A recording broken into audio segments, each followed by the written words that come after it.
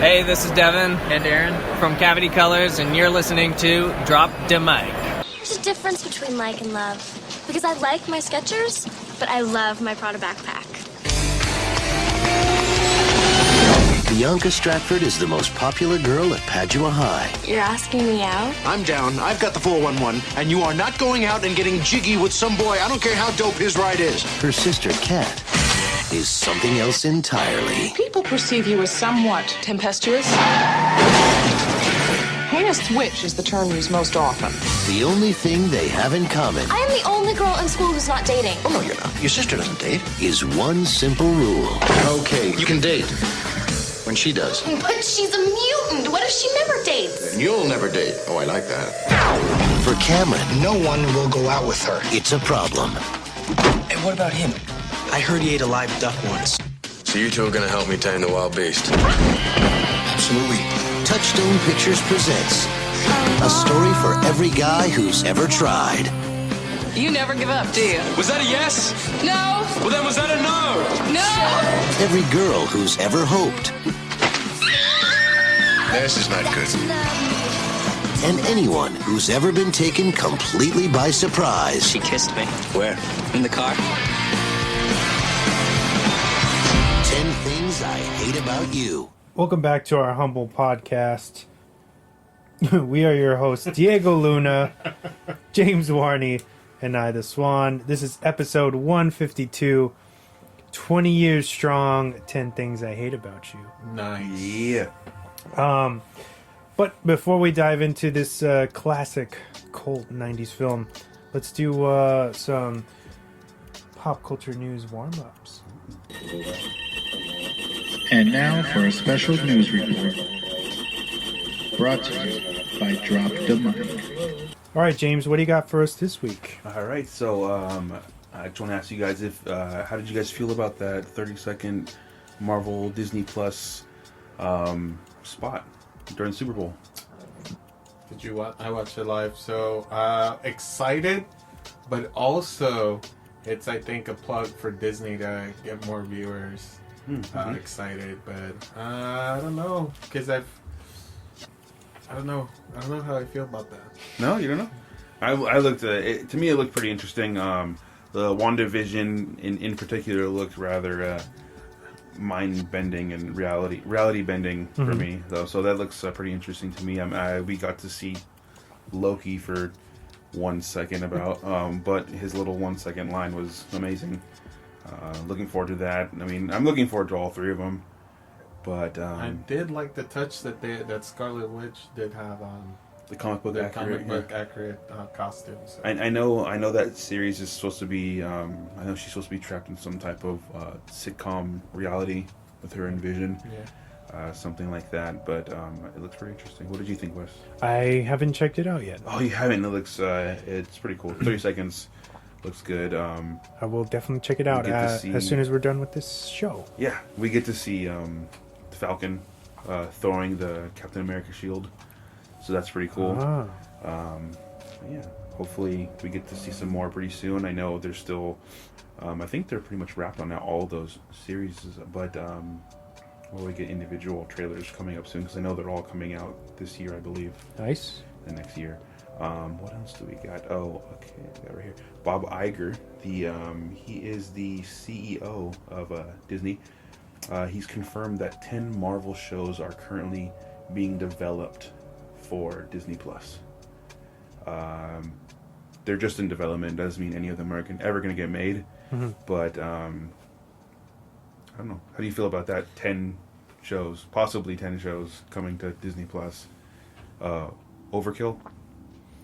I mean, it's a tall order, but it's not too. I mean, at the same time, I'm not surprised. So, because he has how many years left with Disney? He has 2 more years, I think. Bob Iger? Yeah. I don't know. I don't know those details. I think he has 2 more years with Disney before he steps down as CEO. So that's kind of like something that's like embedded in my head. Like all this stuff's coming. So you never know because the corporate structure could change. You know. Yeah. So. Well, I know. Hopefully, I'm assuming Feige is still like really in charge of those things to keep it in line with the Marvel universe. And I know now with these shows coming out, they a lot of characters are going to be interchangeable with the movies and with the shows. They'll see actual appearances of big name actors and stuff from the real movies. So I think that's pretty cool. What else do I got? Let's see here. Lucasfilms,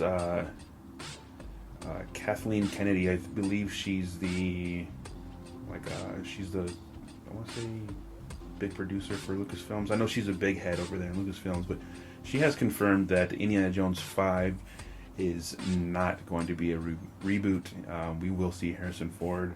Wow. He's going to be like 78 years old or something. I don't know how old he is. He's fucking old. Yeah. But how much can Harrison Ford really do in terms of like Indiana Jones action?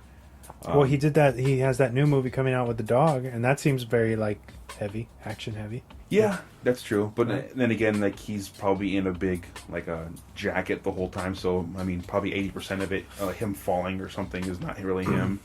All I want it to be is like better than fucking the Kingdom of Crystal Skull. Okay, yeah, I can Damn, you don't totally want Shia understand. LaBeouf to come back, bro? I like Shia, but that movie wasn't good.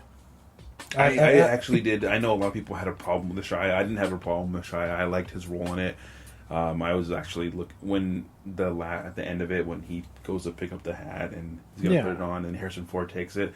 I thought that was a cool thing, and I thought they were leading fans to believe that Shia's going to be taking the mantle. That might have been the initial. I think that was the case, and then they got horrible reviews for that one. They're like, "Oh fuck, scrap it. We're not doing that anymore." Yeah. Well, I mean, you got to think about Shia kind of went crazy.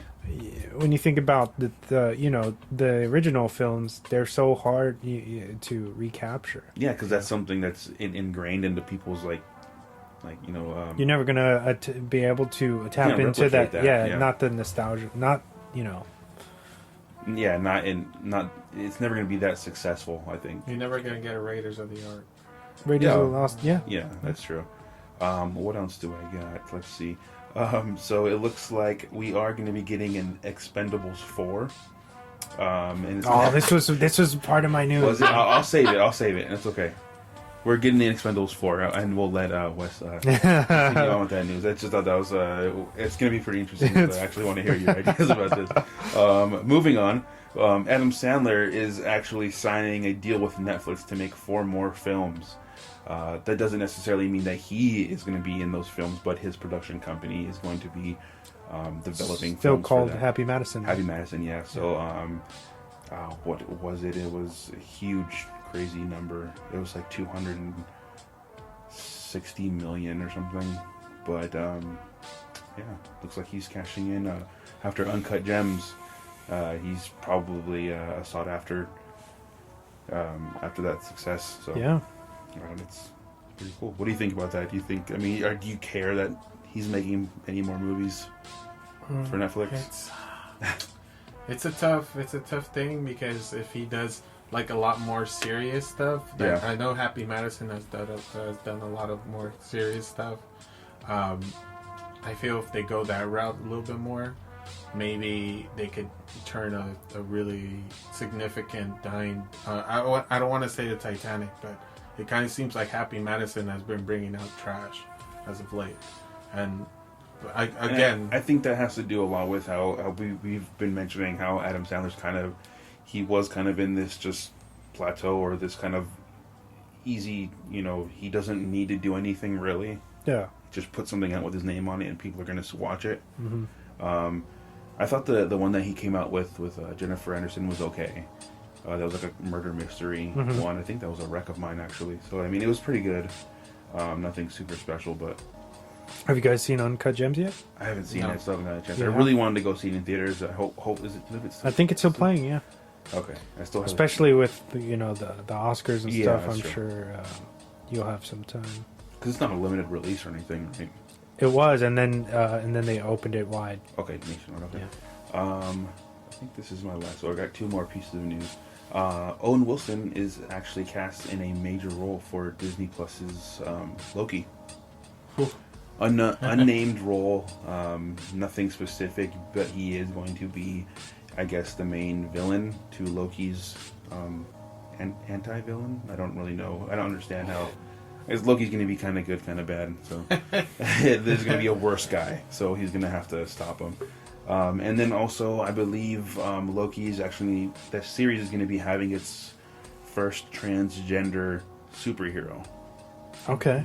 And I believe what I read that character is actually going to be able to go on and star in some films. Okay. So that character's gonna be making transitions back and forth, like I mentioned earlier. Do you think that this is like Marvel trying to compete with DC because they have a lesbian character on TV right now? Are you talking about Batwoman? Batwoman. I don't know. I wouldn't. I mean, if you're trying to compare Disney Plus to CW, I no matter how much I love DC, Disney Plus is gonna kill CW in terms of production value and I mean they're filming TV shows in the same process as they are at like Infinity War and Endgame. So you're getting that movie quality for an hour every week. But I don't know. I think that's maybe their shot at kind of. No, I think it's just like a natural progression into where we should be. Which is cool because they weren't allowing a lot of that stuff that Marvel does have. Because unfortunately, a lot of parents, I feel like they think, oh, that's overstepping, and I want to be the one to tell my kids about that. Them understand like what they don't need to be putting that in, you know. So that it's a slippery slope. That I guess you kind of got to balance, you know, back and forth. You can't be overbearing and shove it into people's faces. Yeah. But I understand that, and I can understand the being hesitant about how you said parents and stuff, because it's a touchy subject with kids. And my last bit of news, did anybody see the Fast and the Furious 9 trailer? Yes. That was actually my news. Kind of got me excited for the movie, and I was like, I haven't seen the last one, so I'm kind of lost on what's going on. But I was excited for what they showed. The last 10 seconds of the trailer really got me excited for. Have you seen the movie. The movie? No, the trailer. No, but a buddy of mine spoiled it for me, but I told him it was okay because I don't give a shit about it. Yeah, and I don't. Do you guys want to talk about that? Yeah, we go. Yeah, it's a trailer, so I mean, the big spoiler. Yeah. So Han is still alive. Han is still alive. That was like such a spoiler that I wish it would have saved. Yeah, that's when I saw that I was like, oh my god! Like it got me hyped for the movie, but then again, it's like you just took out a huge. I got a lot of people are upset over that. Yeah, on Twitter or whatever. Yeah. It's like, you kind of have to. I don't know. I would have, if it's cool in a perspective of a fan seeing Han come back after 3 movies of him being dead, quote unquote. Can I give you guys my opinion real quick? Yeah. I feel like Fast and the Furious are so that whole franchise is guilty of they won't leave anybody dead. No, that's true. You know, Michelle Rodriguez, they brought her back. Yeah. It's just like nobody's really gone. Mm-hmm. And it just makes it seem like a big, essentially these characters have turned into superheroes, and it's like a big comic book movie franchise. That's what I'm kind of wondering. I'm like, because are Paul Walker's brothers going to come back and play him in this movie? I don't know. I think that would. Like I said, I feel like that would be the wrong move. Wrong move. I hope it's just like I said before, I think that'd be cool if one of them or both of them got to be their own separate characters in the show, or have cameos and kind of just nod to Paul. Especially it being they got to have something up their sleeve. If it's really the last one. If it is really the last one, who knows? They've said so many times it's the last one. Because he's one last ride, but that was because I think 3 movies ago. A while ago, I did a piece of news where Vin Diesel said he was going to do one more trilogy, a trilogy, and then that would be it for Fast and the really? After the one where Paul passed away, and from then on there was supposed to be 3 more, and that was I think this is the last of those 3. I think that was 5, 6, 7. Yeah. So I hope this is the last one. It's cool. I don't know. The trailer is super over the top and insane.